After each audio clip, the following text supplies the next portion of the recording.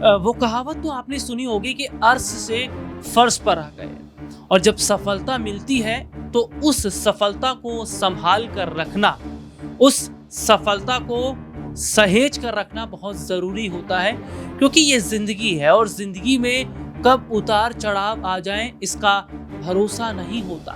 क्योंकि आज हम बात कर रहे हैं एक ऐसे चेहरे की जो चेहरा भारतीय जनता पार्टी में कुछ इस तरीके से सिमट गया, मानो वो एक कहा जाए तो वो एक इस तरीके की स्थिति बन गई है कि जैसे हवा में सब कुछ उड़ता नजर आया। यानी कि वो चेहरा जो पहले सीएम पद पर था, जिसके पास पूरी महाराष्ट्र की जिम्मेदारी थी, वो अब कहीं ना कहीं एक पार्टी के अंदर एक नेता के हैसियत के तौर पर रह गया है। और मैं अपने दर्शकों को ज़रा महाराष्ट्र की तस्वीर के बारे में बता दूं कि महाराष्ट्र में देखिए हालात क्या है।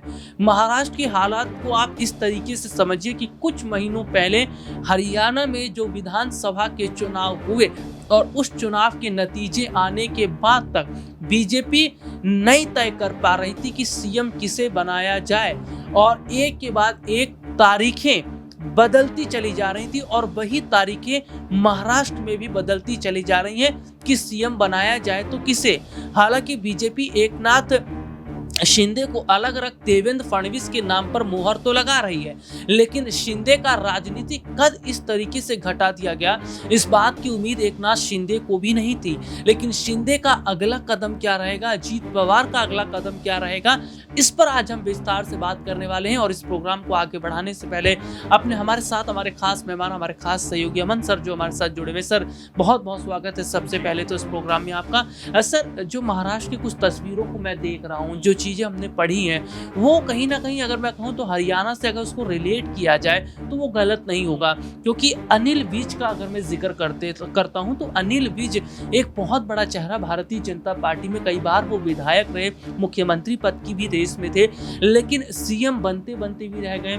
उनके पास ऐसा कोई भी बड़ा मंत्रालय नहीं आया जो आना चाहिए था। हम यही स्थिति जो है हरियाणा के अंदर जो है कई बड़े जो चेहरे हैं उनकी लिए देखते हैं। और दूसरी तरफ महाराष्ट्र में भी अगर हम देखते हैं तो एकनाथ शिंदे जो एक वक्त में सीएम चेहरा थे, वो बड़ी जिम्मेदारी संभाले थे, अब उनके पास कुछ भी फिलहाल दिखता नजर नहीं आ रहा है। दूध में से जैसे मक्खी को निकाल कर फेंक दिया जाता है, वही हालत एकनाथ शिंदे और अजीत पवार की हो गई। कैसे देख रहे हैं सर पूरी तस्वीर? देखिए, पहली बात तो एक शेर किसी ने कहा है कि तुझसे पहले जो एक शख्स यहाँ पे तख्त नशी था, उसको भी अपने खुदा होने पे इतना ही यकीन था। देखिए, पद होते हैं, ओहदे होते हैं, जिम्मेदारियां होती हैं, समय के साथ सारी चीज़ें बदलती हुई नज़र आती हैं। आज अगर सत्ता में बीजेपी है तो कल कांग्रेस पार्टी होगी, परसों कोई और पार्टी होगी। इससे पहले भी हमने देखा कांग्रेस पार्टी सत्ता में थी, फिर बीजेपी में सत्ता में आ गई। तो ये खेल जो सत्ता का है चलता रहेगा। लेकिन महत्वपूर्ण बात यह है कि आप सफलता के समय पे किस तरह के एग्जाम्पल सेट करते हो, किस तरह से अपने आप को पेश करते हो। आपने देखा कि शिंदे गुट जब उद्धव ठाकरे को टूटकर अलग हुआ, यानी कि शिवसेना जिस समय एक थी और दो गुट उस समय अलग अलग हो गए, शिंदे गुट अलग हो गया और उद्धव ठाकरे गुट अलग हो गया, उस समय भी लगातार यही बात कही गई कि शिंदे ने गद्दारी करके कहीं ना कहीं या धोखेबाजी करके कहीं ना कहीं या एक तरीके से एक अपने आप को मुख्यमंत्री बनाने की चाहत के चलते जिस तरह से बीजेपी के साथ में हाथ मिलाया, वो कई तरह के सवाल खड़े करता हुआ नजर आया कि शिंदे क्या वाकई में जनता के चहेते थे या मजबूरी के तहत बीजेपी ने उनको मुख्यमंत्री बनाया। और देखिए, अब जिस तरह का माहौल बनता हुआ दिखाई पड़ रहा है, राहुल वो स्पष्ट ये बता रहा है कि बीजेपी ने मजबूरी के चलते शिंदे को कहीं ना कहीं मुख्यमंत्री स्वीकार किया और देवेंद्र फडणवीस उस समय उप मुख्यमंत्री बन जाते हैं। लेकिन देखिए, सत्ता का खेल जैसे मैंने आपसे कहा कि लगातार बदलता रहता है। हर चुनाव के बाद जो पार्टी मजबूत दिखाई पड़ती है वो अचानक से कमज़ोर नजर आने लगती है, और यही कुछ बीजेपी के साथ भी होने लग गया कि बीजेपी इस बार जिस तरह से जीत कर आई है, 132-33 सीटें उनके पास हैं महाराष्ट्र के चुनाव के बाद, तो ये अपने आप में बताने के लिए काफ़ी है कि प्रचंड जीत बीजेपी ने जो यहाँ पर दर्ज की है। लेकिन वास्तव में अगर आप देखेंगे तो शिंदे गुट हो या अजीत पवार गुट हो, दोनों को लेकर अब बीजेपी की स्थिति साफ है, स्पष्ट है कि अगर दोनों में से एक दल भी अगर साथ में नहीं रहता है तो कोई बड़ा फर्क बीजेपी को पड़ता हुआ नजर नहीं आएगा। आप देखिए 40-41 सीटें अजीत पवार गुट के पास हैं और लगभग 140 के आंकड़े के आसपास अगर बीजेपी कहें, क्योंकि 4-5 लोगों का समर्थन वैसे उनको मिल गया है, तो लगभग 37-38 सीटें उनके पास हैं। और अगर अजीत पवार ही उनके साथ रहते हैं तो 130, 70, 72 यानी 75 सीटें तो यूं ही उनके पास हो जाएंगी। 100 तो बहुमत से बहुत आगे निकल जाएंगे।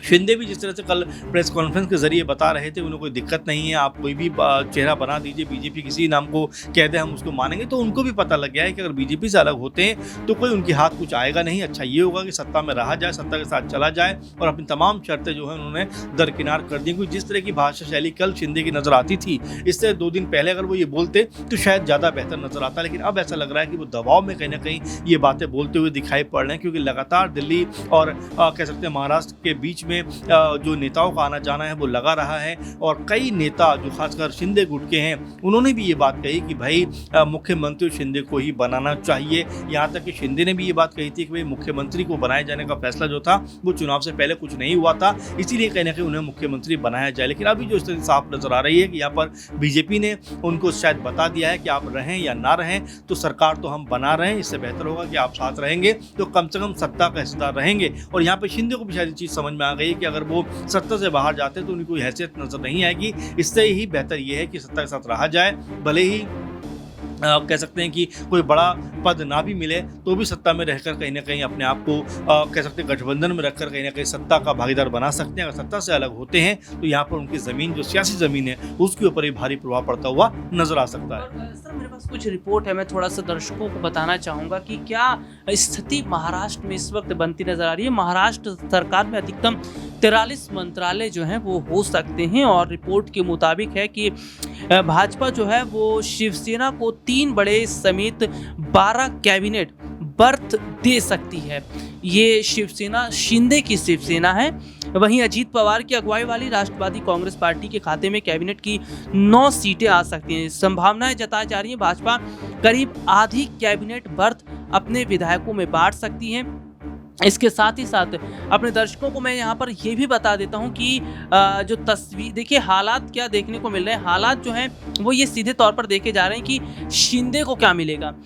देखिए शिवसेना को जो शिंदे वाली शिवसेना है, इनको शहरी विकास, लोक निर्माण विभाग और जल संसाधन विभाग मंत्रालय मिल सकता है और मुख्यमंत्री और 2 डिप्टी सीएम का फार्मूला यहाँ पर चल सकता है। और इतना ही नहीं, खबर ये भी सामने आ रही है कि बीजेपी जो है वो सीएम पद के साथ साथ वो ज़्यादातर जो मंत्रालय है, देखिए सीएम पद के साथ साथ आधा जो मंत्रालय है वो भारतीय जनता पार्टी यहाँ पर लेती नजर आएगी। सर बिल्कुल ये तस्वीर हरियाणा की नजर आ रही है। नायब सिंह सैनी सीएम और उनके पास तमाम सारे बड़े मंत्रालय, चाहे वो गृह मंत्रालय हों, चाहे वो वित्त मंत्रालय हों, और इसके साथ साथ जो बड़े विभाग है वो। और यहीं पर सर बीजेपी की भी स्थिति है कि सीएम भी हमारा रहेगा और आधे से ज़्यादा मंत्रालय हमारे पास रहेंगे। और जो शिंदे को मंत्रालय दिए जा रहे हैं वो मंत्रालय सर ना के बराबर है। तो ऐसे में क्या शिंदे इन मंत्रालय को लेंगे? अजीत पवार के लिए भी कुछ ऐसे ही देखा जा रहा है या फिर उनका अगला स्टैंड महाविकास आघाड़ी की तरफ हो सकता है? देखिए बिल्कुल, और ये बात भी लगातार कही जा रही थी कि एकनाथ शिंदे अपने बेटे को उप मुख्यमंत्री बनवाना चाहते हैं, लेकिन और एक जो उप मुख्यमंत्री बनेगा वो अजीत गुट से बनेगा। इसमें जो पहले का फॉर्मूला वही चलता हुआ नजर आएगा। साथ में ये भी कहने का शिंदे चाहते थे कि गृह मंत्रालय भी उनको मिलना चाहिए।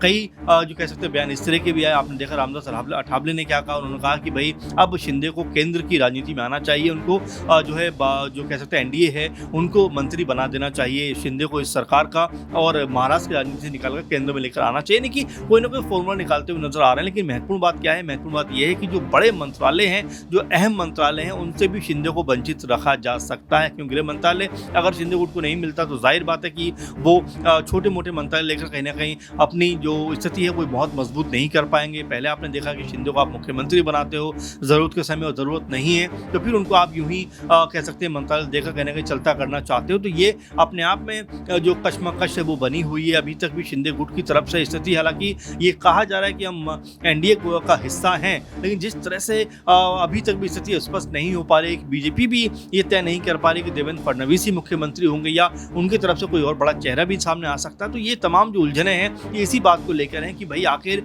इतनी बड़ी जीत के बाद भी क्यों बीजेपी इतनी कॉन्फिडेंस में नहीं है कि वो किसी एक के नाम पर मोहर अब तक लगा पा रही है। लगातार मंथन का दौर जारी है। अजीत पवार गुट से भी लगातार इसको लेकर बयानबाजी हो रही है, वहीं शिंदे गुट की तरफ से तो लगातार इसको लेकर बातचीत हो रही है। तो अब ऐसे में बीजेपी के लिए चुनौती यही है कि भाई क्या कुछ किया जाए।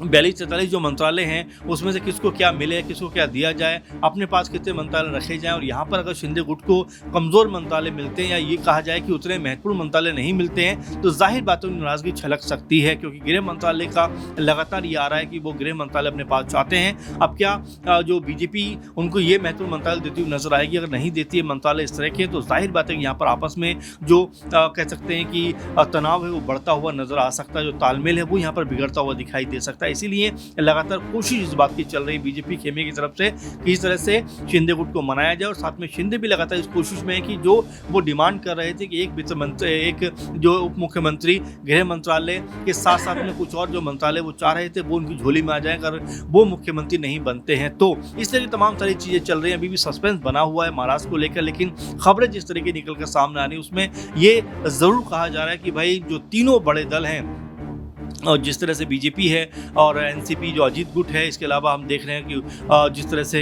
एक और गुट नजर आता है शिंदे गुट, ये तीनों मिलकर कहीं ना कहीं सरकार को मजबूत कर रहे हैं। सरकार के पक्ष में माहौल बना हुआ है और ये कहीं ना कहीं ऐसा मान के चल रहे हैं कि चाहे कुछ भी हो जाए हम अलग नहीं होंगे। तो सरकार तो बन रही है, इसमें कोई दो राय नहीं है, लेकिन मंत्रालय किसको क्या मिलते हैं, मुख्यमंत्री कौन बनता है, डिप्टी सीएम कौन बनता है और जो बड़े बड़े विभाग हैं वो किसके हिस्से में आते हैं, इनको लेकर अभी भी जो है आपस में कह सकते हैं कि संवाद चल रहा है, विचार विमर्श हो रहा है। और जाहिर बातें के अंदर खाने में कुछ ना कुछ ऐसा जरूर है जो सहमति नहीं बन पा रही, क्योंकि एक उदाहरण आप देखिए कि झारखंड और महाराष्ट्र के एक ही दिन रिजल्ट निकल कर सामने आए हैं। एक तरफ जो है इंडिया गठबंधन की जीत होती है तो एक तरफ एनडीए की जीत होती है। इंडिया गठबंधन तमाम चीजें पहले ही तय करके बैठ जाता है। हेमंत सोरेन जो आज शपथ भी लेने वाले हैं मुख्यमंत्री पद की, लेकिन अभी तक महाराष्ट्र में किसी एक नाम के ऊपर मोहर भी नहीं लग पा रही है। शपथ लेना तो बहुत दूर की बात है। तो यहाँ मानकर चलिए कि स्थिति तो बीजेपी के पक्ष में है, लेकिन संतोषजनक नहीं कही जा सकती। ये नहीं कहा जा सकता कि सब कुछ ठीक ठाक है। अगर ऐसा होता तो अब तक मुख्यमंत्री के नाम पर मोहर